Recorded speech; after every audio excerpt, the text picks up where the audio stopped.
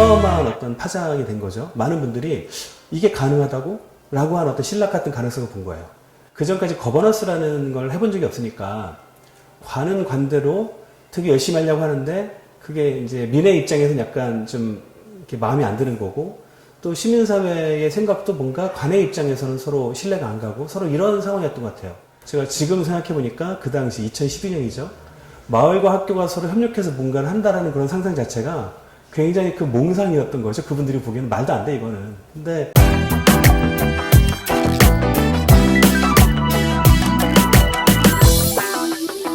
2011년에 제가 정책부장관으로 이제 만났는데 그때 이제 김우현 부총장님은 뭔가 이제 교육경비 보조금 일을 좀 개혁하고 싶으셨던 것 같고 그 개혁의 방향이 학생들의 어떤 자기주도 학습에 지원하겠다는 방향이 있으셨고 신년사에 그걸 말씀하셨는데 그 당시 은학내라든지 은평의 교육시민단체들은 사실은 이제 그 자기주도 학습이라고 하는 게 또다시 그 화장만 바꾼 사교육이다라는 어떤 견해가 있어서 둘이 좀 충돌을 하고 있었어요.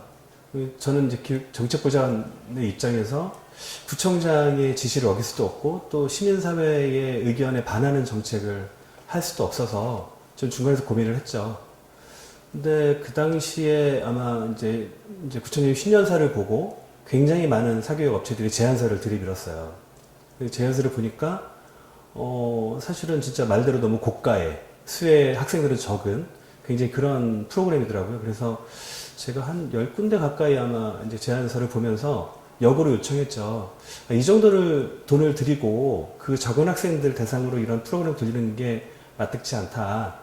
만약에 되게 프로그램 좋은 것 같으니까 이거를 은평 안에서 뭔가 생태계를 만들 수 있는 제안을 해주시면 수용해 보겠다라고 이제 역제안을 했는데 그거를 해주시는 분이 아무도 없었고 그 와중에 계속 은학내 이제 은평 시민사회는 반대를 했고 그리고 또 구청장님은 또 하라고 하니까 제가 이제 고민을 하다가 그 전에 은평 누리축제라고 축제를 통해서 지역에 굉장히 많은 자원들이 발굴이 됐잖아요. 그래서 그분들을 학교와 연계시킬 수 없을까라는 이제 구상을 하고 이제 그런 제안들을 좀 했죠. 그게 아마 처음에 구상하게 된 계기인 것 같습니다.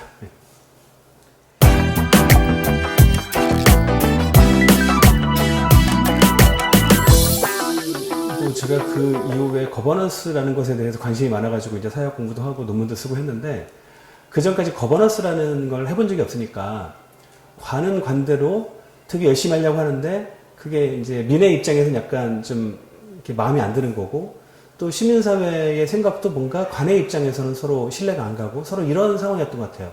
그 중간에 어떤 진공 상태가 있었는데 그게 되게 힘들었어요. 그래서 사실은 저도 되게 어쨌든 열과성을 다해서 뭔가 양쪽의 입장을 좀 맞춰보려고 했는데 그거에 대해서 자기주도 학습이라는 어떤 타이틀이 마음에 안 드는 거고 그리고 또 청장님은 내용이 뭔지 모르지만 그 타이틀로 가고 싶은 거고 그리고 사실은 그 중간에 제가 양쪽을 설득시키기 위해서 되게 많은 노력을 했고 그 과정에서 사실은 날짜까지 정확히 기억이 나는데 다 계속 반대를 하니까 이런저런 이유로 그리고 제가 아마 뭐 오원석 관장님도 만나고 그거를 저의 구상을 얘기하기 위해서 굉장히 많은 분들을 만났는데 서로 다 다른 이유로 반대를 하시는 거예요. 이건 이래서 안 된다 저래서 안 된다. 제가 지금 생각해 보니까 그 당시 2012년이죠.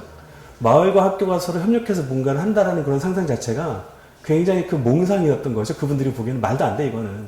그 당시 팀장님한테 이분들 좀 한번 모아달라고 한번 같이 한번 얘기 좀 해보자고. 그게 아마 2012년 5월 21일이었던 것 같아요. 기획상황실에 모여서 제가 이제 이런 일을 하고 싶다라고 얘기하니까 역시나 이제 그 자리에 계신 많은 몇 분이 오셨던 것 같은데 반대를 하는 거죠. 근데 그 과정에서 되게 놀라운 경험이 서로 반대를 누가 하면 다른 분은 그거를 이제 이건 이렇게 해결하면 된다.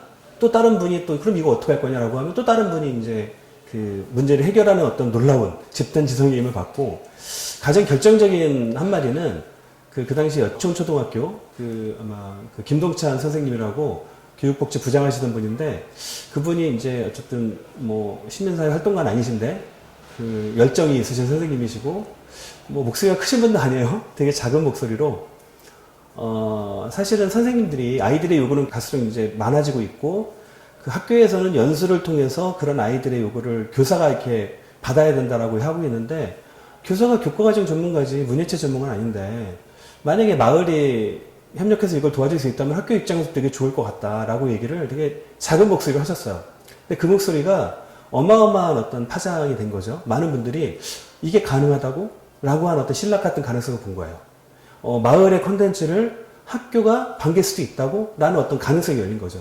그래서 그 전까지 되게 이제 설왕설래하고 반대 막 이런 논쟁이 벌어지다가 그 말 한마디에 기대서 그럼 한번 해보자 라는 분위기가 만들어진 거고, 현장에서 아마 오은석 관장님을 좌장으로 모시고 이 모임을 교육연구 모임이라고 이제 칭하고, 그때부터 이거를 어떻게 할지 이제 고민하는 그런 게 시작이 됐었죠. 재밌죠? 드라마틱하고.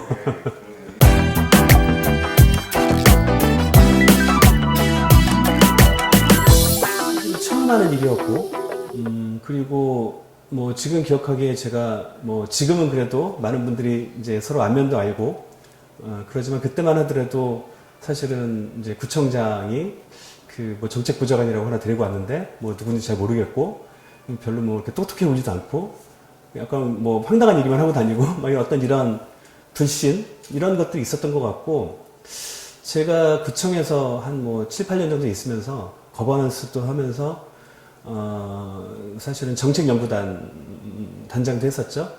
그때 이제 블록체인 기반의 어떤 신뢰 구축을 하겠다고 어떤 이런 연구도 했었는데, 지나고 보니까 가장 큰 힘든 게 이제 신뢰였던 것 같아요. 그러니까 한 번도 민과 관이 서로 협력해서 어떤 목표를 달성해 본 경험이 없었고, 그러다 보니까, 그런 경험이 없다 보니까, 그러니까 처음에 꺼내는 것부터 되게 이제 힘들었던 거죠. 많이 삐걱거렸고. 근데 어쨌든 그 과정 안에서, 그 신뢰를 좀 이렇게 쌓아갔던 것 같고, 어떻게 보면 본격적으로 이제 그 거버넌스라는 걸 했던 첫 번째 사례일 수도 있고, 뭐 전국적으로 봐도 구청이 교육경비 보조금으로 그걸 활용해서 구청 단위의 어떤 학교와 마을이 연계하는 그런 사업의 사례로는 거의 최초의 사례거든요.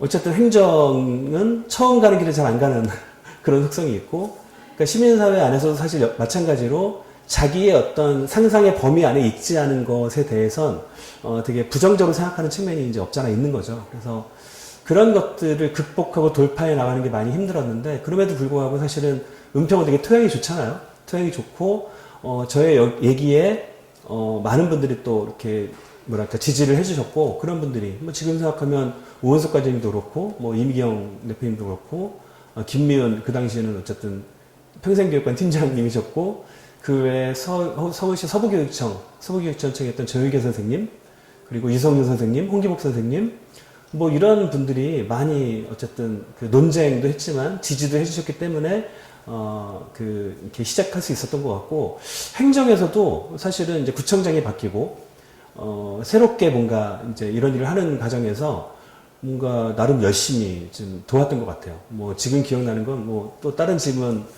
답변을 하려고 준비했던 건데, 8시간 동안 도시락 까먹으면서 회의하는 걸 마다하지 않았거든요.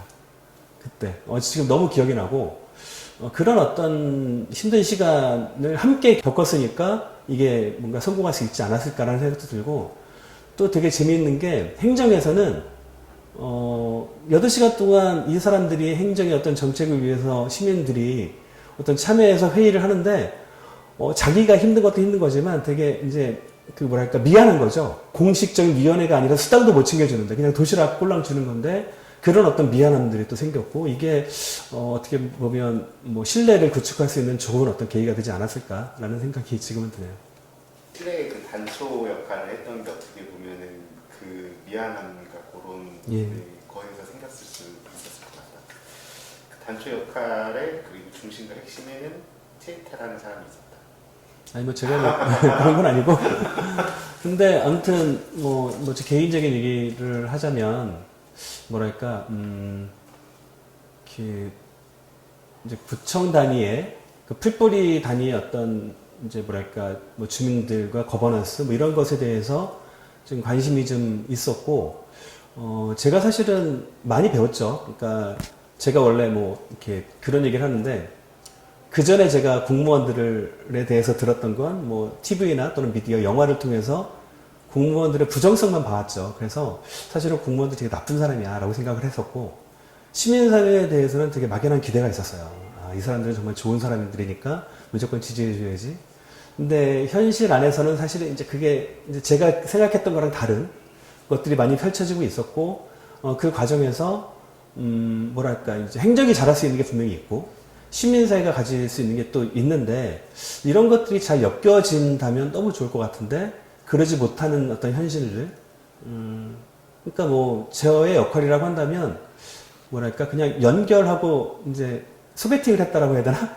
그러니까 민과 관 서로 얼굴도 모르고 같은 공간에 있었지만 서로 이렇게 깊은 속내를 얘기하지 않고 있었던 민과 관을 중간에서 소개를 시켜주고 서로 잘하는 어떤 역할들을 통해서 서로를 보완할 수 있는 어떤 정책들을 제안했다라는 게 이제 저의 역할이었던 것 같아요.